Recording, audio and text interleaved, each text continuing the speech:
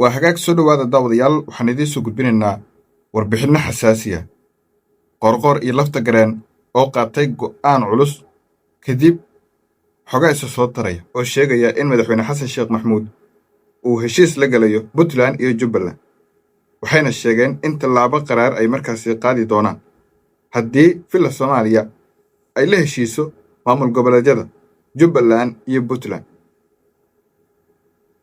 haddaba maxaa ka jira xogahaasi maxayse yihiin mowqifka markaasi ay qaadan doonaan ama mowqifyada ay qaadan doonaan galmudug iyo sidoo kale koonfur galbeed soomaaliya lagu daray hirshabeelle. xasan sheekh maxamuud oo goordhow ka hadlay kalfadhiga golaha shacabka waxa uu markaasi ka hadlay arrimo dhowra oo khuseeyo xaaladaha dalka uu ku sugan yahay, gaar ahaan heshiiska markaa la filayo inuu dhex maro jubbaland iyo puntland oo dhinaca iyo sidoo kale villa soomaaliya. intayna guda gelin marka koowaad soo dhowo muuqaalkan like saar siina sheergaree si dad badan uu u gaaro. toddobadii lasoo dhaafay waxaase soo tarayey warbixinno iyo xoga tilmaamaya in madaxweynaha soomaaliya xasan sheekh maxamuud uu tegi doono kismaayo islamarkaana uu wadahadal u furmi doono toos ah isaga iyo sidoo kale axmed madoobe hogaamiyaha jubbaland. sidoo kalena villa soomaaliya ay heshiis la geli doonto puntland. inkastoo haatan deni iyo axmed madoobe ay ku sugan yihiin nairobi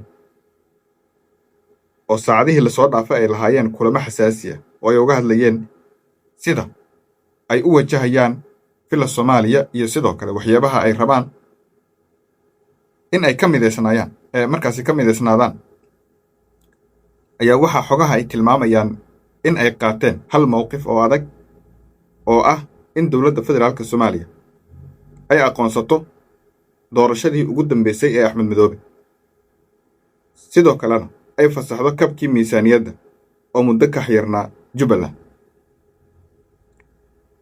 sidoo kalena dowladda federaalka ay ka garawdo duulaankii ay ku qaaday raaskambooli iyo gobolka gedo. taas waa qodob.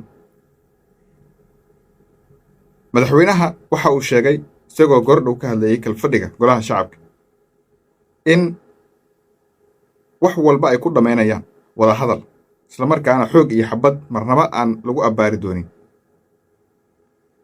waxaana madaxweynaha uu markaasi sheegay in cid kasta oo wax tabanaysa ay fadhigooda ugu tegi doonaan oo ay soo xallinayaan, isagoo markaa ula jeeda puntland iyo sidoo kale jubbaland.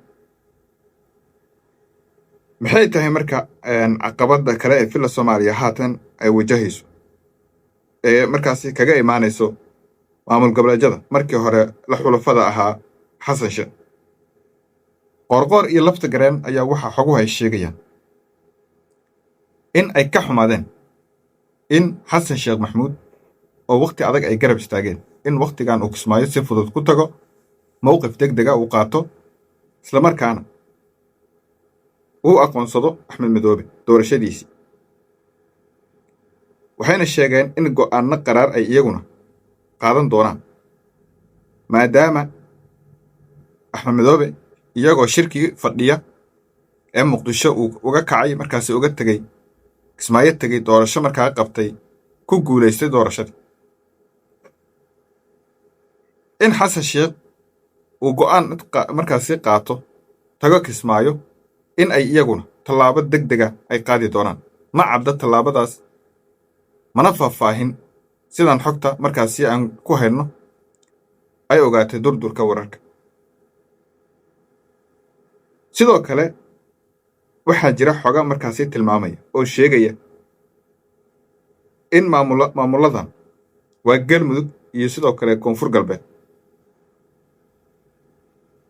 ay kulmi doonaan madaxweynayaashooda, islamarkaana si deg dega ay isaga arki doonaan xaaladdan soo korortay ee ah in xasan sheekh maxamuud uu la heshiiyo jubbaland iyo puntland.